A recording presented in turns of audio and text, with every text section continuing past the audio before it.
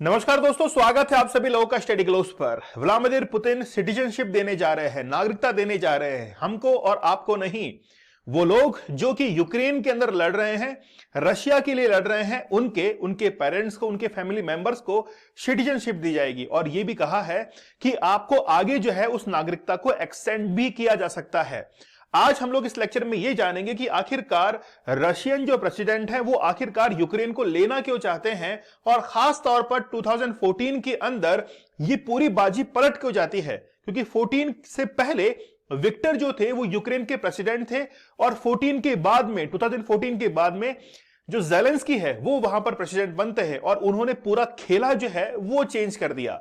तो आखिरकार ये सिनेरियो जो है वो क्यों चेंज हुआ है, इसके बारे में हम लोग जानकारी लेंगे। और यह भी देखेंगे कि आखिरकार सिटीजनशिप के लिए कौन कौन सी कंडीशन जो है वो व्लादिमीर पुतिन ने वहां पर अनाउंस की है। सबसे पहली बात तो यह है कि जो भी फॉरेन नेशनल्स हैं जो कि रशिया के लिए यूक्रेन के अंदर लड़ रहे हैं, उनको सिटीजनशिप दी जाएगी। यही नहीं, केवल उनको ही नहीं, उनके फैमिली मेंबर्स को भी सिटीजनशिप दी जाएगी अगर उन्होंने कॉन्ट्रैक्ट साइन कर रखा है स्पेशल मिलिट्री ऑपरेशंस के लिए जो कि यूक्रेन के अंदर होने जा रहा है। या तो देखिए कि उनको आर्मी की यानी कि कोर आर्मी जो है वहां पर ज्वाइन करवा दिया जाएगा, या फिर इनके जो प्राइवेट मिलिट्री ग्रुप हैं, जैसे अभी हम लोगों ने देखा था ना, वैगनर जो ग्रुप था जो कि प्राइवेट आर्मी का है, वहां पर भी इनको ज्वाइन करवाया जा सकता है।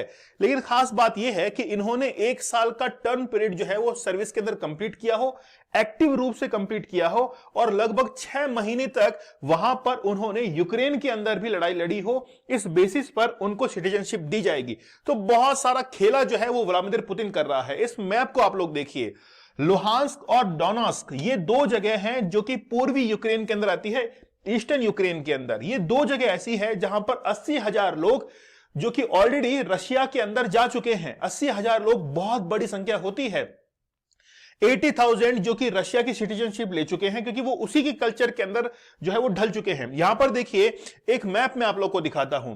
ये 2010 का इलेक्शन है। 2010 के अंदर जब इलेक्शंस होते हैं उस समय रिजल्ट्स में आप लोग यहां पर देख सकते हैं कि ये जो एरिया ब्लू के अंदर दिखाई दे रहा है, यहां पर जो लैंग्वेज बोली जाती है, यहां का जो कल्चर है वो उसी प्रकार से है जो कि रशियन कल्चर है। इसीलिए ये हमेशा ये जो एरिया है वो रशियन के गीत गाता रहता है। सीधी बात यह है कि ये लोग ये चाहते हैं कि हम लोग रशिया के अंदर चले जाएं, हमारा राज जो है, हमारे ऊपर जो राज है वो किसका हो, रशिया का हो। इसीलिए बहुत सारे लोग, लाखों की संख्या में जो है, उन्होंने रशियन सिटीजनशिप जो है उसको भी हासिल कर लिया है और वहां पर जाकर रहना शुरू भी कर दिया है। जब बीजिंग ओलंपिक खत्म हुआ था उसके बाद में रशिया और यूक्रेन के बीच में कॉन्फ्लिक्ट शुरू होता है, और जैसे ही कॉन्फ्लिक्ट शुरू होता है तो बहुत सारे देश ये कयास लगाते हैं कि वाकई में अब देश पूरे विश्व के ऊपर राज कौन करेगा, या तो यूएसए करेगा या फिर रशिया करेगा। देखिए, दोनों ही देश ऐसे हैं जिन्होंने हमेशा दूसरे देशों के अंदर जाकर अपने युद्ध को लड़ा है। खास तौर पर अफगानिस्तान के अंदर, अफगानिस्तान से मजबूरन यूएसए को वहां से विड्रॉ करना पड़ा था, क्योंकि उसके सामने यूएसए जो है वो भी हार चुका था। लेकिन पहले रशिया जो है वो ऑलरेडी वहां पर हाथ आजमा चुका था। ये दोनों ही देश जो है वो पूरे विश्व को जंग का मैदान जो है वो समझते हैं। ये समझते हैं कि पूरे देश जो है वो हमारे लिए मार्केट की तरह है। तो चलिए जानते हैं, आज जो है इस बारे में बात की जाएगी कि वाकई में 2014 के बाद में बाजी जो है वो कैसे पलट गई थी। ये जो व्यक्ति आप लोग देख रहे हैं, इनका नाम है विक्टर। ये 2014 से पहले 2010 से लेकर 14 तक वहां पर प्रेसिडेंट थे। इन्होंने हमेशा रशिया का समर्थन किया है। मतलब हम लोग कह सकते हैं कि पपेट थी किसकी, रशिया की। जैसे जैसे रशिया कहता था वैसे वैसे ये करते थे। लेकिन 2013 में, नवंबर 2013 के अंदर इनके खिलाफ जो है सड़क पर इतना प्रदर्शन होता है कि अपनी जान बचाकर वहां से भाग खड़े होते हैं। फिर फरवरी 2014 के अंदर इलेक्शंस होते हैं और ज़ेलेंस्की वहां पर राष्ट्रपति बनते हैं। मतलब ज़ेलेंस्की जो है इनका, मतलब राष्ट्रपति जैसे ही चेंज होते हैं तो इनको पता तो है कि जो भी नया राष्ट्रपति बनेगा अब वो रशिया के गीत नहीं गा सकता है। उनको खुद की डेमोक्रेसी जो है उसको क्रिएट करना पड़ेगा। जनता ने ये ठीक तरीके से विक्टर वाले केस में समझा दिया था। इसलिए आज जो है वो रशिया चाहता है कि ये जो प्रेसिडेंट यहां पर बने हुए हैं ये पूरा का पूरा रशिया की एक कठपुतली की तरह काम करे, लेकिन ये पॉसिबल नहीं है। जब यूक्रेन ने नाटो के लिए अप्लाई किया था, नाटो की मेंबरशिप के लिए अप्लाई किया था, तो नाटो की तरफ से मना कर दिया गया था। नाटो एक संस्था है जिसका निर्माण सेकेंड वर्ल्ड वॉर के बाद में किया गया था 1949 के अंदर, जिसके हेडक्वार्टर ब्रुसेल्स के अंदर हैं। तो नाटो के अंदर जब यूक्रेन को शामिल नहीं किया गया तो उससे सबसे बड़ी समस्या यूक्रेन को ही हो जाती है, क्योंकि पहले वादा किया गया था, यूक्रेन को लगता था कि हम लोग जो है नाटो में शामिल हो जाएंगे, लेकिन ऐसा पॉसिबल नहीं हो पाया। और सबसे बड़ा धक्का जो है वो ज़ेलेंस्की को लगता है। ठीक है, चलिए जानते हैं और भी इसके बारे में, लेकिन उससे पहले 75 डेज का चैलेंज जो है वो ऑलरेडी शुरू हो चुका है। जब भी आप लोग शुरू करें, पहला दिन जो है वो आप लोगों का शुरू हो जाएगा। 5 जनवरी से बैच शुरू हो चुका है। 75 डेज हार्ड चैलेंज है, how to stop porn addiction. इस एडिक्शन को खत्म कैसे कर सकते हैं, इसकी टेक्निक जो है वो आप लोग को बताई जाएगी।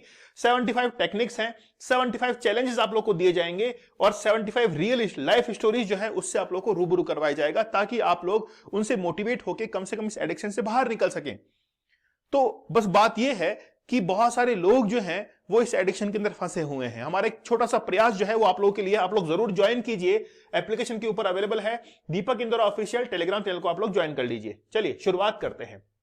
आखिरकार हुआ क्या है, यहां पर आप लोग को यह समझने की जरूरत है कि एक फास्ट ट्रैक सिटीजनशिप पॉलिसी जो है वो इंट्रोड्यूस की गई थी सितंबर 2022 के अंदर, और अब उसके अंदर और भी रफ्तार आ गई है। रफ्तार ये आई है कि लगभग 3 लाख लोग ऐसे हैं जिनको सिटीजनशिप जो है वो मिलना अब लगभग 3 महीने के अंदर, क्योंकि यहां पर जो डिसीजन है वो ये कहा गया है कि 3 महीने के अंदर अंदर सिटीजनशिप जो है उसको दे दिया जाएगा। लेकिन इसके लिए कुछ कंडीशंस हैं। कंडीशंस पहली तो ये है कि उनको 1 साल तक जो है वो सर्विस के अंदर रहना जरूरी है, खासतौर पर मिलिट्री सर्विसेज के अंदर, और एक्टिव रूप से उनका मिनिमम 6 मंथ्स का टाइम पीरियड जो है वो कहां पर बीता हो, यूक्रेन के अंदर बीता हो। इस 2 बेसिस पर उनको सिटीजनशिप दी जाएगी। और वो ही नहीं, उनके जो फैमिली मेंबर्स हैं उनको भी पासपोर्ट जो है वो रशिया का रिलीज किया जाएगा। तो Putin first permitted fast track citizenship for foreigners who signed contract with the Russian military. अब उनको कहां पर रखा जाएगा, या तो रशियन की कोर मिलिट्री में रखा जाएगा, पहला ऑप्शन तो ये है। दूसरा ये है कि उनके जो प्राइवेट मिलिट्री ग्रुप है, जैसे वैगनर है, वहां पर जो है उनको शामिल कर लिया जाएगा। ठीक है, अच्छा, ये पूरा हम लोगों ने देख लिया है। मतलब अब देखिए इसको और सिंपलीफाई कर दिया गया है। जब सितंबर की हम लोग बात करें, सितंबर 2022 के अंदर सिटीजनशिप के लिए पहली बार अनाउंस किया गया था। पहले यह रखा गया था कि आपको यहां पर कम से कम 5 साल रहने की आवश्यकता है। उसमें अमेंड किया गया और केवल इतना लिख दिया गया कि अगर आप लोग केवल 1 साल भी यहां पर रह चुके हैं और आपने मिलिट्री के अंदर सर्विसेज दी हैं, तो आपको रशिया की जो सिटीजनशिप है वो आसानी से मिल जाएगी। यूएस की इंटेलिजेंस रिपोर्ट जो है उन्होंने हाल ही के अंदर यह भी बताया है कि लगभग 3,15,000 लोग जो है वो रशिया के वहां पर मारे गए हैं, और काफी को नुकसान भी वहां पर हुआ है। लेकिन रशिया और यूक्रेन जो है वो इसके बारे में कभी भी खुल के बात नहीं करते हैं कि हमारा इतना नुकसान वहां पर हुआ है। खासतौर पर अगर सेकेंड वर्ल्ड वॉर के बाद में देखें तो सेकेंड वर्ल्ड वॉर के बाद से लेकर अब तक यह सबसे बड़ा मोबिलाइजेशन है। मतलब सिटीजनशिप देने का ये जो काम चल रहा है ये सबसे बड़ा अब तक का माना जा रहा है। लगभग ये मान के चलिए कि 3 लाख लोग ऐसे होंगे जिनको सिटीजनशिप दी जाएगी। लेकिन कभी भी रशिया और यूक्रेन जो है वो इस चीज को एक्सेप्ट नहीं करते हैं कि हमारा कितना लॉस हुआ है पिछले 22 महीने के अंदर।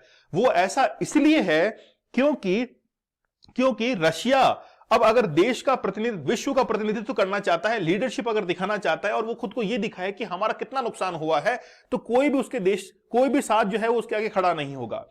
एक बात सोचकर देखिए कि एक तरफ जो है व्लादिमीर पुतिन सिटीजनशिप को बांट रहे हैं, तो क्या वहां पर यूक्रेन के जो प्रेसिडेंट है उनको तकलीफ नहीं होगी? उन्होंने कहा है कि यहां पर रशिया जो है वो अपनी चाल चल रहा है। रशिया को यह लगता है कि यहां पर सिटीजनशिप अगर दे दी गई तो ये सब जो है वो रशिया की भाषा बोलने लगेंगे। जैसे जैसे रशिया चाहेगा वैसे वैसे ये लोग करेंगे। और रशिया चाहता भी यही है कि रशिया जो है वो वापस से किस में कन्वर्ट हो जाए, यूएसएसआर के अंदर कन्वर्ट हो जाए। तब जाकर व्लादिमीर पुतिन जो है इनके दिल को ठंडक पहुंचेगी। तो बेसिकली यूक्रेन जो है उसका विरोध कर रहा है, लेकिन विरोध करने से ज्यादा कुछ होने वाला नहीं है, क्योंकि जनता जो है वो खुद की मर्जी से उस सिटीजनशिप को लेना चाहती है। तो जो पहले प्रधानमंत्री थे यानी कि राष्ट्रपति थे विक्टर, अब बन चुके हैं ज़ेलेंस्की, जो कि अब रशिया की भाषा जो है वो नहीं बोलते हैं। तो ये पूरा का पूरा इस लेक्चर का एनालिसिस था। आप लोग मुझे बताइए कि ये वॉर जो है वो कब एंड हो सकता है, और क्या ये वर्ल्ड वॉर 3 के अंदर भी कन्वर्ट हो सकता है? बताइएगा, आपके कमेंट का इंतजार रहेगा। आप 75 डेज का हार्ड चैलेंज जो है इसको एक्सेप्ट कीजिए कि आप पॉर्न एडिक्शन से कैसे बच सकते हैं। 75 टेक्निक जो है वो आप लोग को बताई जाएगी। कोड यूज करना है चैलेंज, जिससे आप लोग को डिस्काउंटेड प्राइस के अंदर ये कोर्स अवेलेबल हो जाएगा।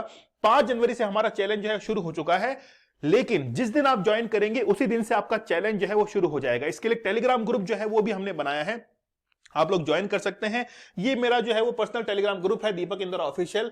लेक्चर की पीडीएफ यहां पर आपको अवेलेबल हो जाती है। तो चलिए मिलते हैं आप लोगों से अगले सेशन में, तब तक के लिए धन्यवाद, थैंक यू, जय हिंद।